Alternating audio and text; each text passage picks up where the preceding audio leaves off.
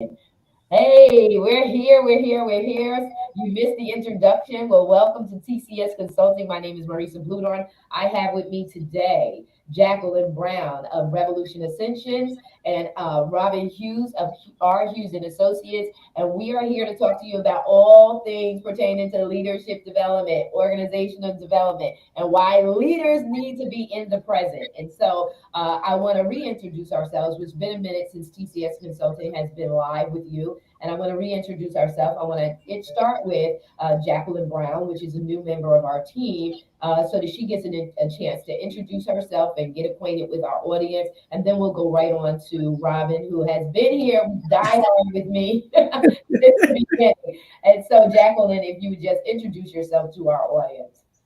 Sure. Thank you so much, Marissa. It's an honor to be here with you and Robin today. And as you've stated, I'm Jacqueline Brown, and I'm with Revolution Ascension, LLC, which is a women's leadership and empowerment consulting and coaching firm, understanding the differences between coaching and consulting. And I'm just happy to be here.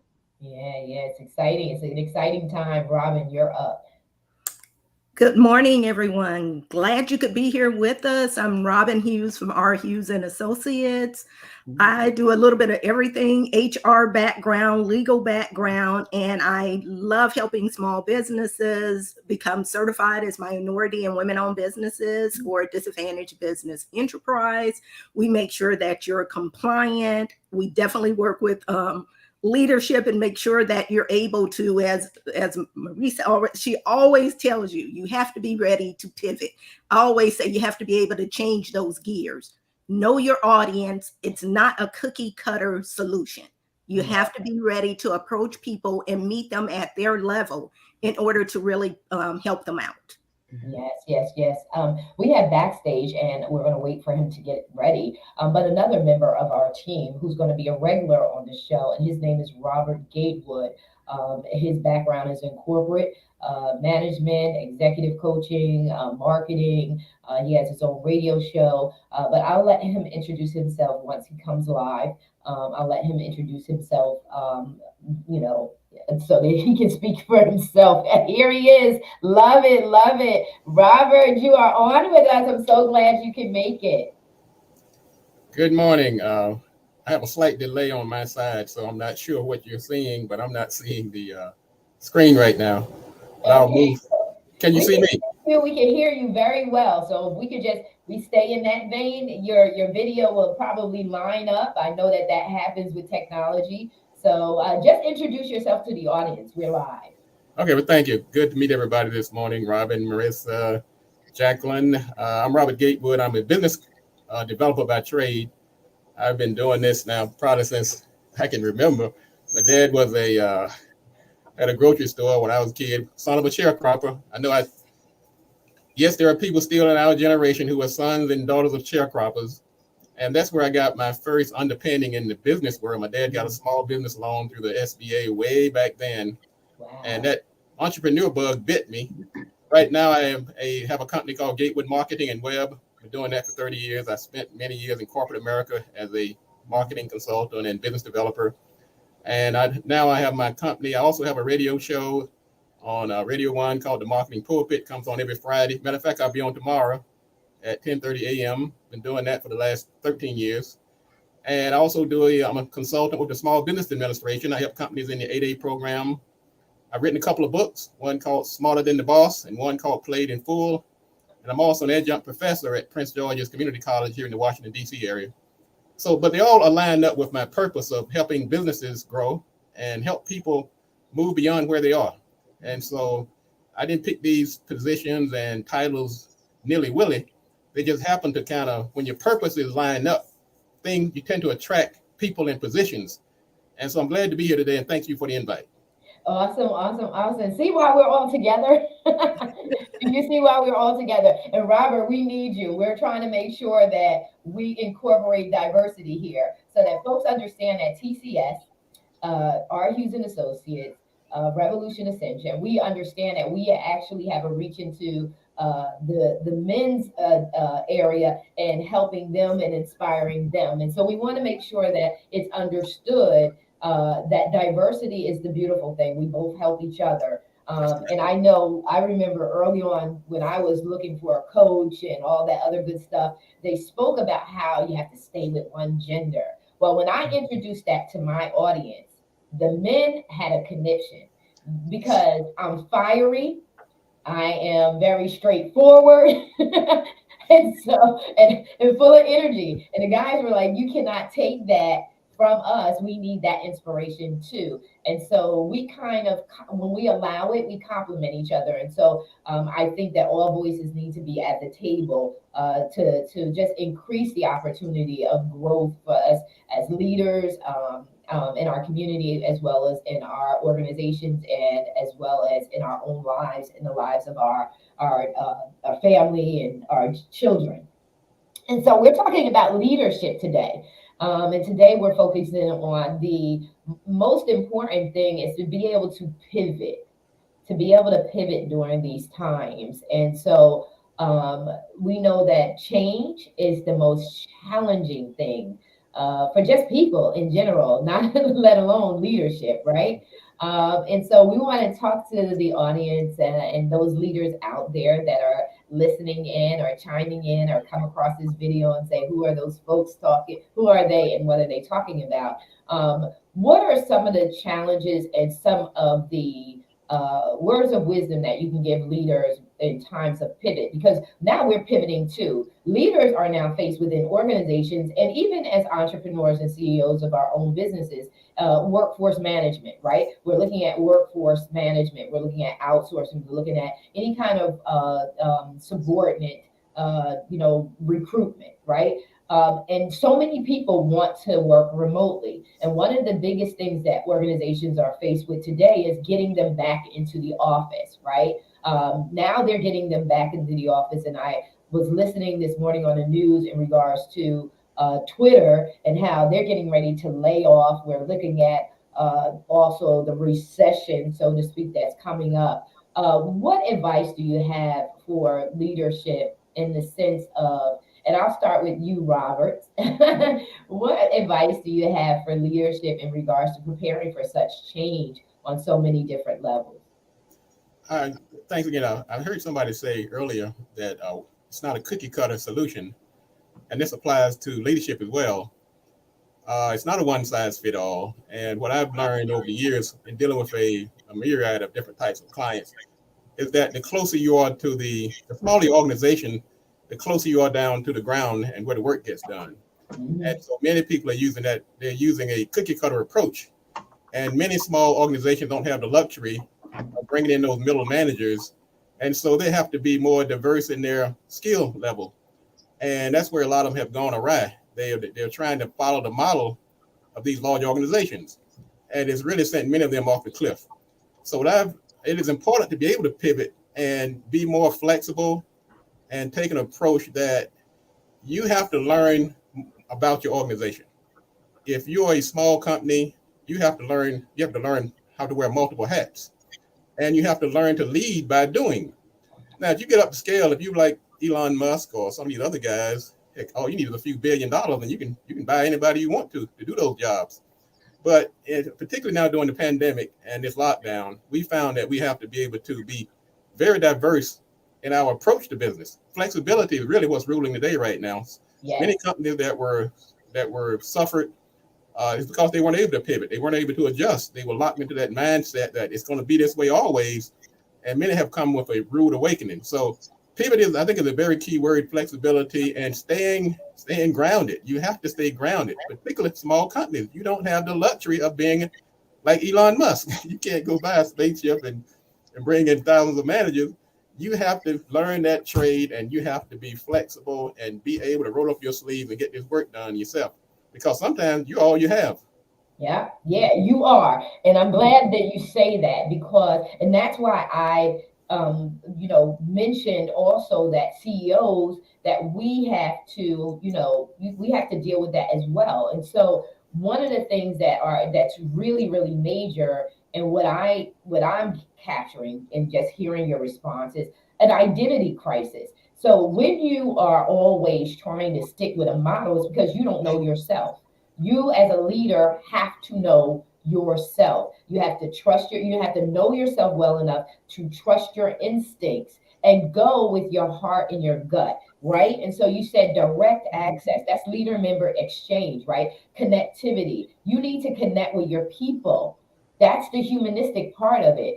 Folks don't want to talk about emotions, but emotional intelligence is what drives people. Emotions are what drives people. Emotions are what causes your employees to get connected with you. And if they get connected with you, they will follow you because what? They believe in you, they trust you, because they see that you can trust yourself. But if you're following a model that you don't even believe in, eventually they're going to catch you as a fraud, fake, and a phony because you don't really know the model. You don't really know the model because it's not your own. You don't own it.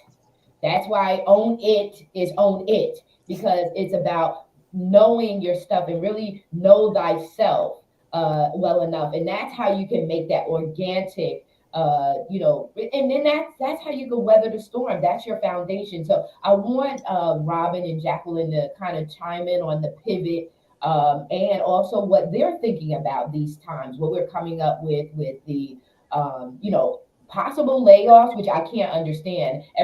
Organizations were just screaming that they need employees, and now we're talking about laying somebody off, and we're talking about a recession. You're talking about the economy, who's of who's don't even know where they are today, right? Let's talk about that. Well, Robin, you're up, and then Jacqueline, that'll give you a little bit more time to gather it all together. Well, I would have to definitely kind of take a stepping stone off of what Robert said. When you talk about self-awareness and knowing what you're doing, you can't go out and sell someone else a product you know nothing about. So you definitely have to know. And that's why I was saying cookie cutter doesn't work in any situations, any of the situations at all. I've gone in and done some consulting for small firms and for the larger firms, for profit and nonprofit. It is different for everyone. You have to be able to switch those gears. You cannot turn around and take something that Elon Musk has done and think you're going to do that for a startup company. It doesn't work like that. Even if you have the money, you're not going to actually springboard into that immediately. Even if you have the money, you have to do your research. You have to have your people. If you know you're not strong in a certain area, you got to make sure you have those people that can actually make you shine in that area where you're weaker. Comes into the SWOT when you're talking about your strengths, your weaknesses, your opportunities, and your threats. Always have to know those personally and professionally. A lot of times when people look at business, what do? We tend to want to only look at the business. You have to look at the business and have to look at personal as well, because you can't go in if you don't do good. I have people all the time telling me when I'm working with them, I said, oh, I'm going to have you come on my platform. We're going to do this. And, oh, I don't like social media. Well, get over it. A lot of us don't like social media, but guess what? It's part of the job. You learn how to do it and you learn how to do it well. That's it. If you get with the right people, it's going to work out. You can't be worried about that.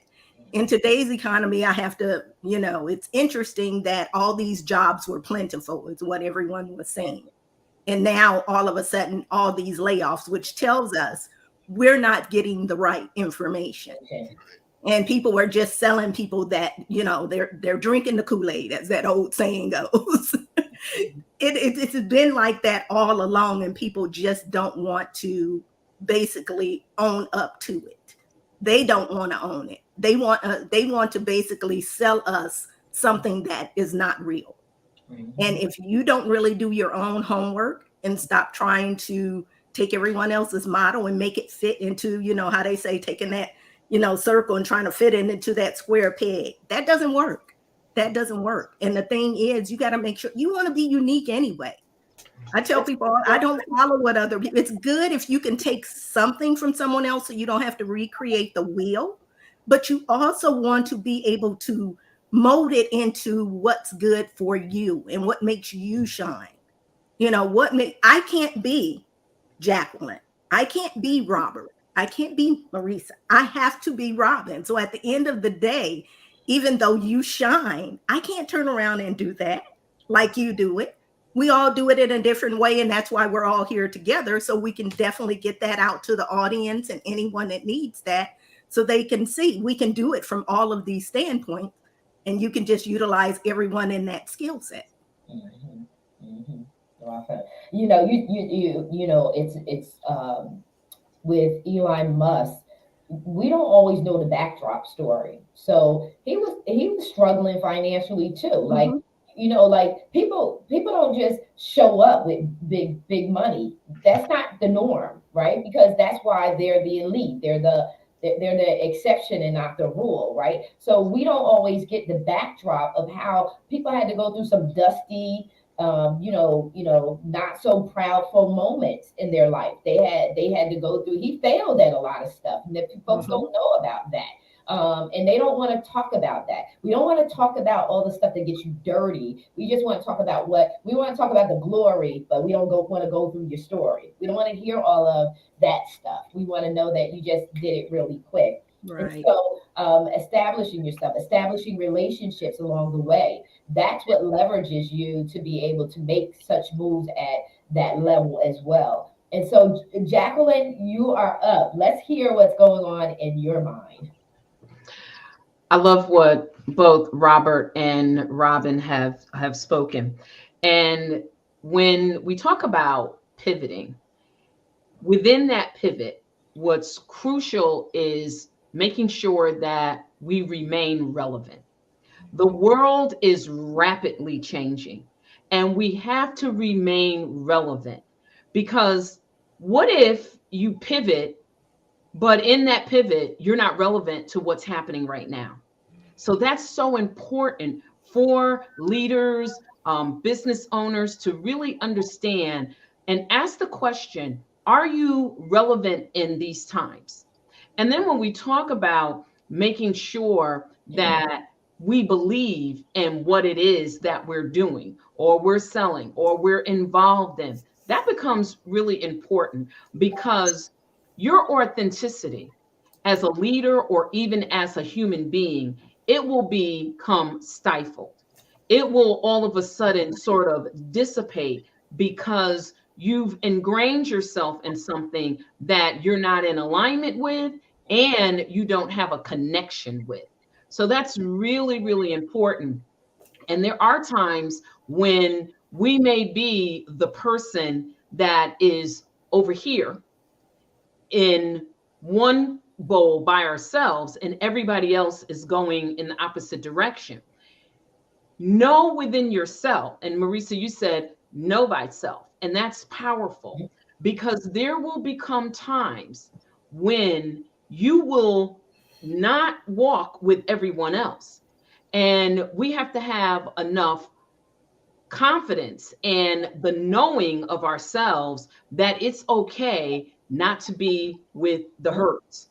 It really is okay to jump out of the fishbowl with everyone else and go into a deeper part of the waters where you may be by yourself for a short period of time. But as long as you know that that's where you're supposed to be, believe you me, the success will come. It's not being afraid to take a risk, but yet not being reckless because there's calculated risk Mhm. and you don't have to be reckless in it. But it's really being comfortable with who you are authentically and knowing that this is the path for you. And when we know those things and we are actually walking those things, the people around us, not only are we successful, but the people around us are successful because we're not afraid of transformation. And we've demonstrated to them that they don't have to be afraid of transformation. There was one critical point in my career in corporate, and Marisa, I know that you're aware that I was in information technology and engineering for over 40 years. And I was at a conference, a major conference for a major technology player. And their theme for that year was IT transformation. And that's all they talked about was IT transformation. And it was where we are right now. So this is, the cloud and those different things. Right. And in all of that, we actually were able to take that information of it's time to transform. It's time to implement a transformation plan. And as leaders, there were some of us that embraced it, and there were some that didn't. The ones that did, I go back to that word, relevant. They remained relevant for the times that were coming. So that's really important. Okay, I'm glad you because that's gonna make me pivot the conversation. Pivot. The conversation is, you know, taking heed to the time, right? Taking heed to the time. One of the things that I know many, between all of us, we've talked about was training and development, right? And so the reason why we can stand here today and speak from the place of authority that we speak from is because of the training and development and the experience that we've gotten over the years. And so one organization, one company that has really sustained itself and has remodeled itself, restructured itself, and everything else is AT&T. So you can look at them in the telemarketing industry right now as they stand, but one thing that you don't see is you don't see MCI, right? Right? You don't see MCI. Sprint is there; it's still hanging out, but AT&T is a very strong organization, and the reason why they're very strong, and I can just give them the kudos, and the reason why I'm a CEO today is their training and development. I came in the 80s, the last part of the 80s, and into the early 90s, and that was the heartbeat of training and development, where you really got training, not where you got some virtual class that you were sent to, just make sure you sign in, because people are not responsible. Like, they're not, unfortunately, and that's why they didn't want to do all of this virtual and work from home stuff, is because your employees are not truthful. Are they really taking the training? You can't really tell. But when training and development was in person and you had a facilitator who was very, very knowledgeable, because they were trained. Today, leaders are in leadership positions and they don't really know that they're leaders, or they don't buy into leadership or value it. And so AT&T was one of the major, major companies that they gave me the audacity, because of their training. I had the audacity to believe that I could present a proposal to a customer of my own, not AT&T's customer, a customer of my own, because of the training and development I received, right? And it transformed me into the ability to work for myself fully. So let's hit on, as we close out for today, let's hit on training and development and how that has a big play on, professional confidence, what you talked about, Jacqueline, having the professional confidence that you need, having the audacity to think that you could stand outside of the box. I like Dr. Seuss's quote. He says, "Why do you try to fit in when you were meant to stand out?" Right? We were not. So there are going to be times that we need to go against the grain, where the popular says go this direction. Our heart and our gut as a leader for our specific organization or project says, no, we need to go this way. So I want to close out with saying, what advice do you have for them? Because training and development is not what it was yesterday.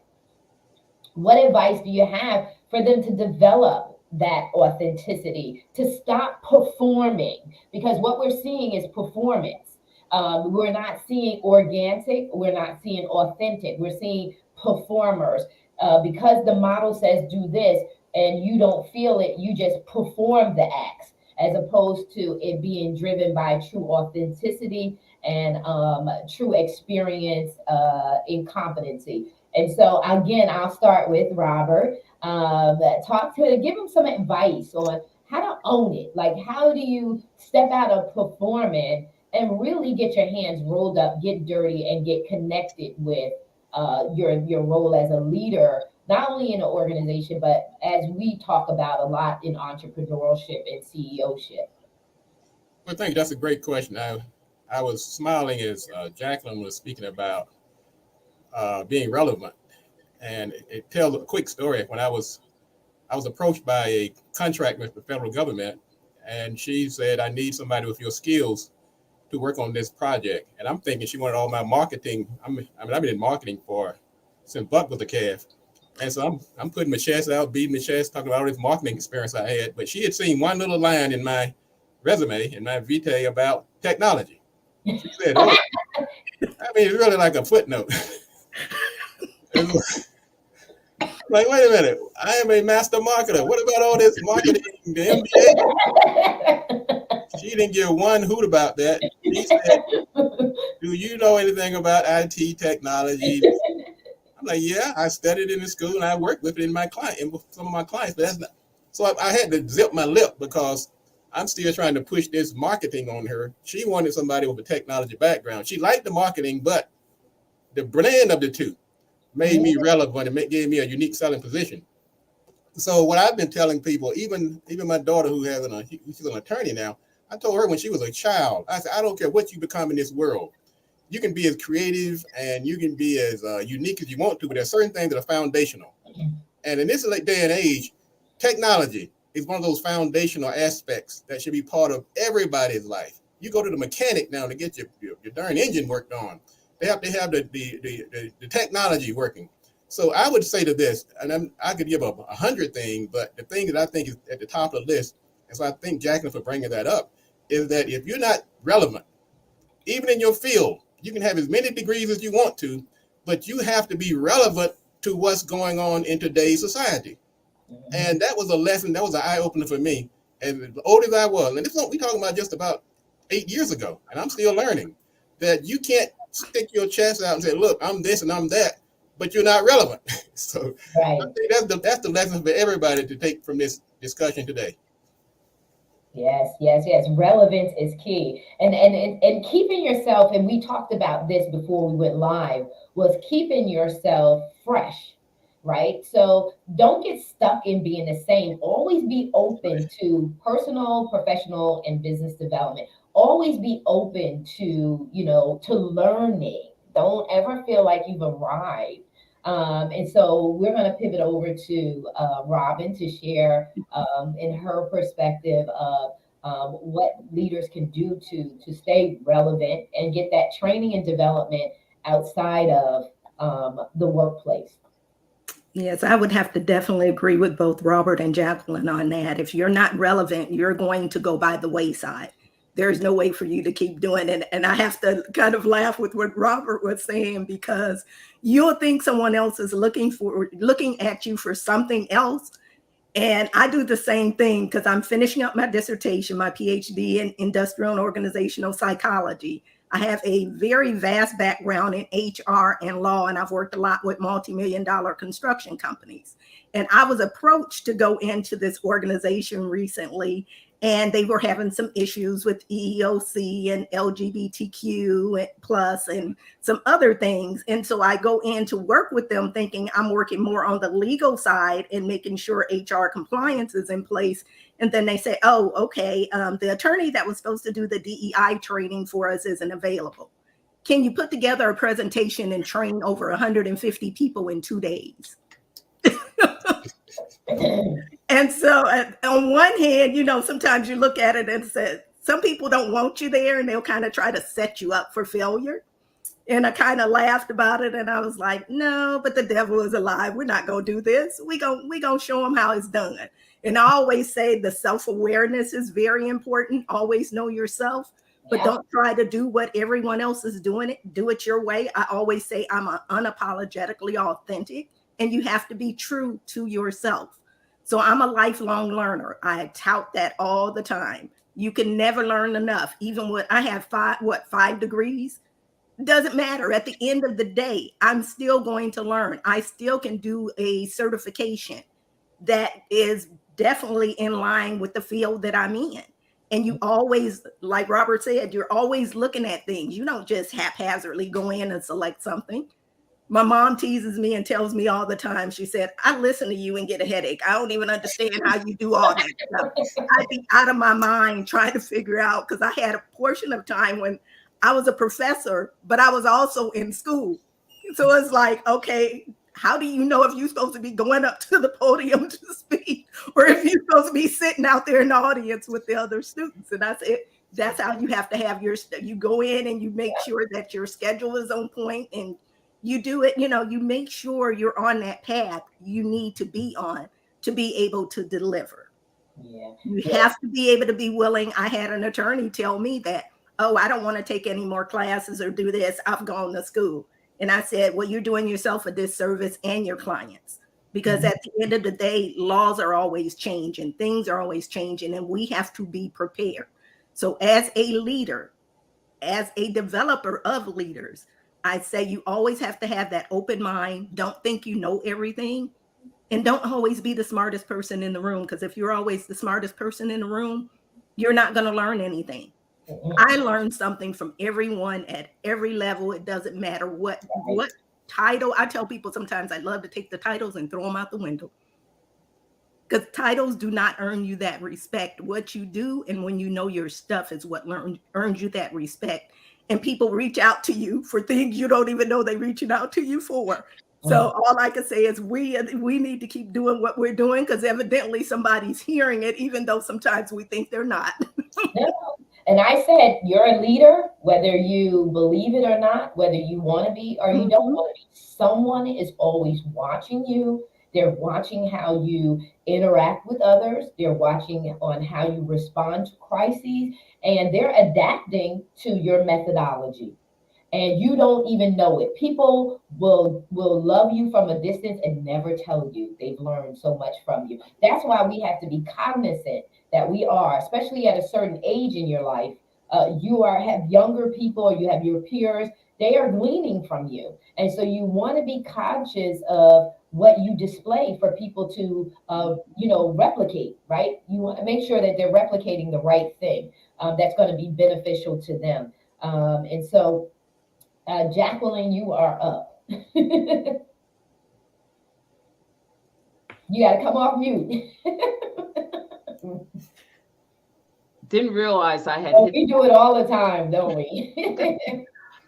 When you take a look at all of the information that is available to us based on all of the research that we do and all of the assessments that we do, and when you look at companies, whether it's small, large, big corporations, everyone has some form of how they learn about the people that are part of their team. Now, sometimes that's 360 feedback, that's personanalysis, but everyone is trying to get an understanding of the people that are on their team. What are we doing differently with that information? Are we back in, as you pointed out, the 80s? Are we in the 90s? Are we even in the early 2000s? Are we still using that old process of how we interpret those results? Because those are valuable. And I think that regardless of who you are and at what level your organization is, those assessments are important. Yeah. And so you may not be on a grand scale, but you should be doing something to get insight into your team as a leader. But then what is your today process for interpreting that so that the information becomes useful? So I would really admonish folks to look at how these assessments bring value, but put a different lens on. I have cameras, and one lens does not enable me to see everything. Sometimes I have to put a longer lens, and I have to focus, and I have to zoom so that I can see things from a different perspective. And that's what we're going to have to do as leaders and developers of leaders, is to help folks put on a different lens so that they can see the information that's supposed to be helping them in a different manner that is relevant to today. Yeah. And I so agree with you, Jacqueline. One of the biggest things for me is that we have gotten to a place with us as a society in whole, that we've lost the stability of a foundation. And you said, like, personality assessments, they work. They really, really work when the participant, when the subject is being, one, when the subject is really, really knows themselves. And then two, when the subject owns what they know about themselves. And then they respond to the questions as accurately as they possibly can, because some questions are like, I don't even understand what they're asking me here. And that's understandable because I do the assessments, I take in the assessments. I love personality assessments. You don't have to own it all. It's just to give you a somewhat of a picture of it. But we've thrown the baby out with the bathwater, and I think that that's where the identity crisis comes into place. Is that we don't want to trust any of the tools, we don't want to trust any of the resources, and so now you don't trust anything. So you have nothing to measure. There's no measurability. So when there's no measurability, there's no validity, right? There's no validity. There's no reliability, and so you're unstable. There's no confidence. And that's why we are in a place of such an identity crisis and phoniness, right? The falsehoods. And so we got to come back to the basics. We can't throw the baby out with the bathwater. So one of the things that I do recommend is that I say, be open to training and development. Be open to the 360-degree feedback because you need that feedback. Don't be closed to feedback. And feedback is tough to take because it's really looking at yourself. But the minute, like, okay, so I'm going to say this, and then everyone gets their closing remarks, right? So last Saturday was my birthday, and we are at the Mary J. Blige concert, right? And of course, my sister and my daughters, they took me because for me in my own right, if y'all know me, I'm not taking myself to a concert. If you know me well enough, you know I'm going to have my own concert at home. Right? So if you really know me, that's where I'm going to be doing my Beyonce moves. And so I say all of that to say my sister, I know in her own right, she's not the dancer. I'm the dancer in the family. She was in the middle of the aisle dancing and partying like a rock star. Everyone else around was sitting down, and we were in a humongous stadium. She owned all of who she was, the good, the bad, the ugly, and the different. She had no apology for her if she could make the move or she was going to the rhythm or not. She did not care. She just wanted to have a good time. So when you as a leader or an individual or person really want to be the best person that you are, stop worrying about what the feedback is.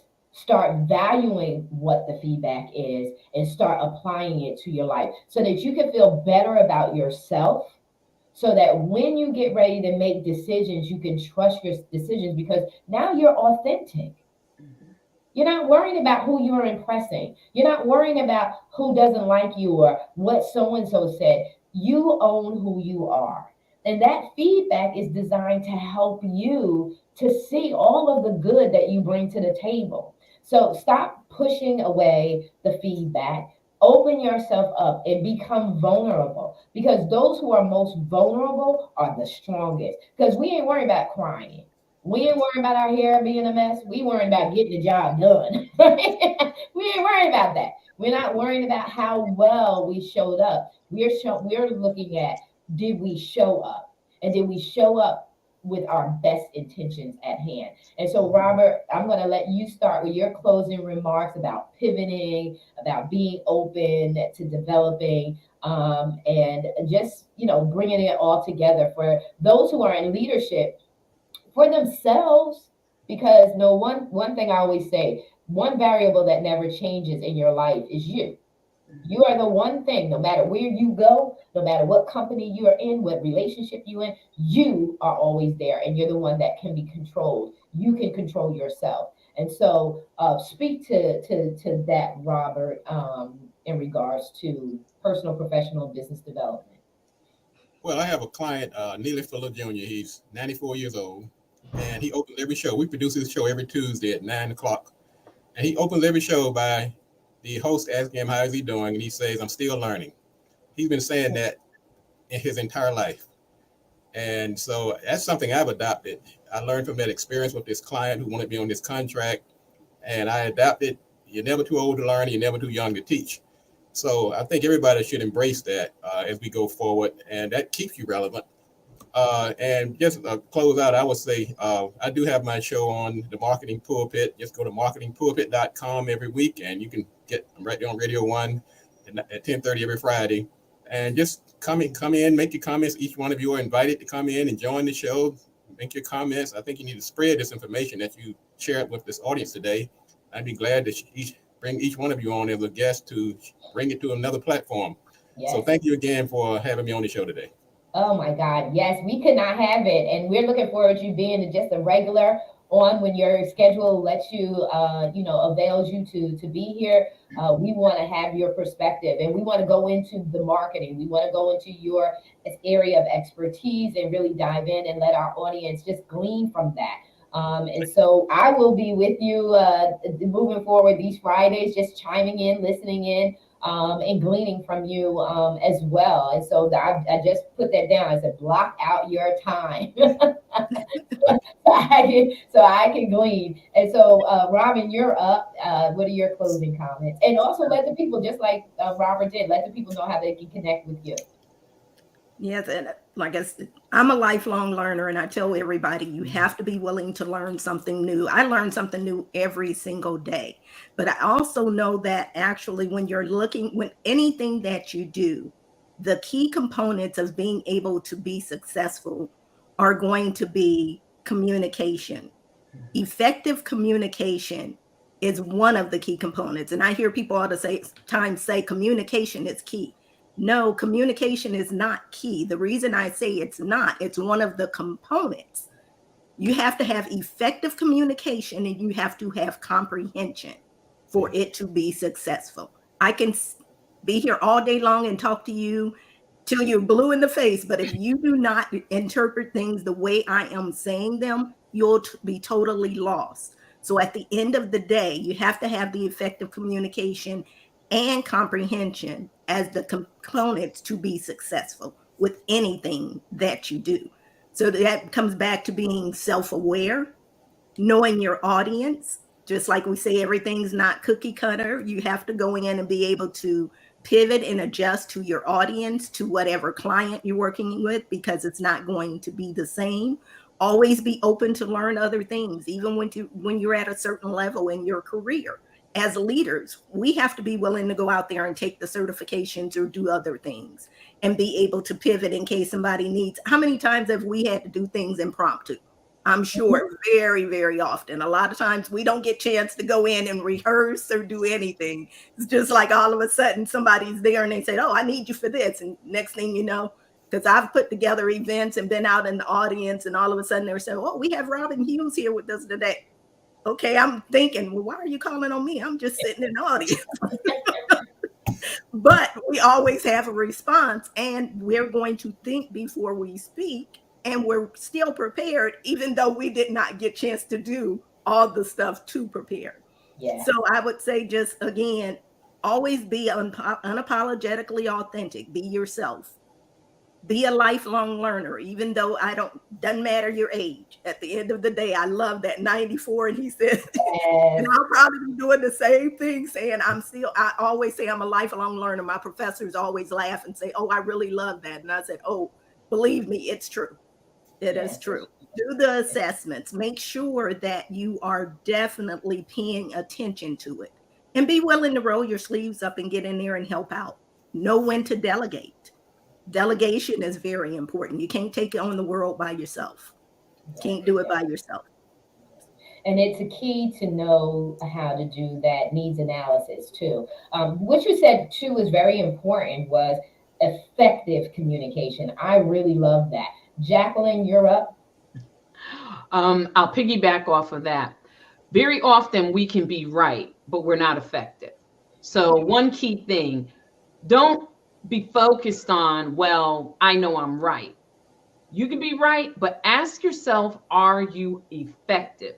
Because you can be right all day long, but if you're not effective, you're not going to bring about the change that needs to happen. And then the other piece is, don't be afraid to discover, and this goes to authenticity. Don't be afraid to discover and go deeper to where your genius zone is. Very often, we may show up in excellence, we may be great, but is it your genius zone? Mm-hmm. For many, many years, and I'm going to say probably 30 of my 40 years, I was operating in excellence. But it wasn't until the last 10 years of my career that I actually found my genius zone. And that zone sometimes can be a little scary. It's a little eccentric. It's a little different. It's out of the box. And that's part of what I do is help people unleash something that they didn't know they already had. And I love to tell people to go and look at, this is a commercial that Steve Jobs did many years ago. And his story is interesting because can you imagine having your company and your own board of directors kicking you out? So I encourage people that as you're being a learner, go and look at some of these stories because there's a lot of lessons in them. But when Steve Jobs came back to Apple and he created a commercial, and the name of that commercial is The Crazy Ones. So I would love for folks to just go and Google Steve Jobs, The Crazy Ones, and you'll get this like a little more than 60-second commercial. And what he says in that commercial will literally set your soul on fire to operate in your genius. And if you haven't found your genius, you will find it from just watching that, because that was what sent me on the path to find my genius. Because people were telling me I was crazy. I was just, you're always on the bleeding edge. You're not on the leading edge, Jacqueline. You're on the bleeding edge. And I was like, well, I don't want to be on the bleeding edge. That's kind of like me. And so I began to go on this path because everybody's telling me I'm crazy. And thereby my craziness, guess what? That's where my genius zone was. Yeah. And then that's what took me to propel to a place that I had dreamed about. But guess what? I never thought I was going to get there. So don't be afraid to go into those, what seems to be crazy, but find your genius zone, because that's where the true authenticity is. It is. It is. It's in, well, I'll close out with this.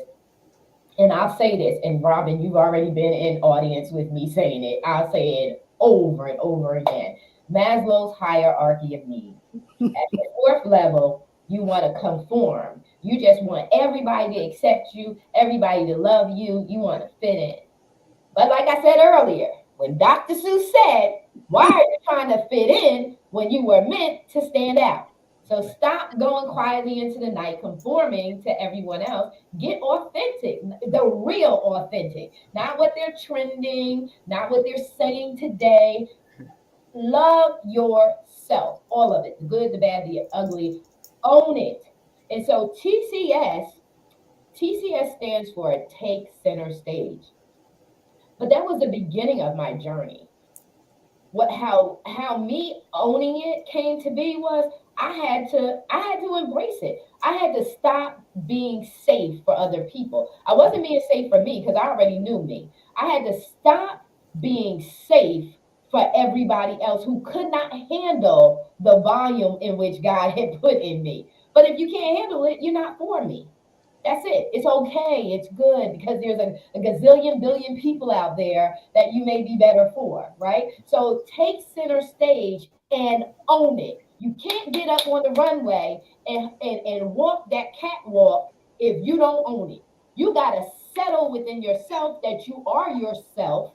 And if people love you, they're going to stay around with you. But you got to get a place. If you're leading to the level that you want to lead, and there's some people who are leading with a facade, that's not going to last.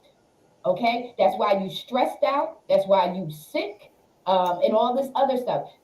You have got to rest in yourself. That's where fulfillment lies. You have to tap into and unleash your unlimited potential. Ladies and gentlemen, we are out of time. We got to go because we are CEOs. There's so many things that we got to do. I'm so thankful for you guys. What a beautiful team we are. Love you, love you, love you so much. It is Thursday. You still got a little bit more time. If you're not satisfied with what you've been doing all week, you got a little bit more time to turn it around and own it. We love you. We will see you next week, this time, 10 a.m. Eastern Standard Time. We are out. Good night. Good afternoon. Good morning. Whatever time it is. I'm excited. Be blessed.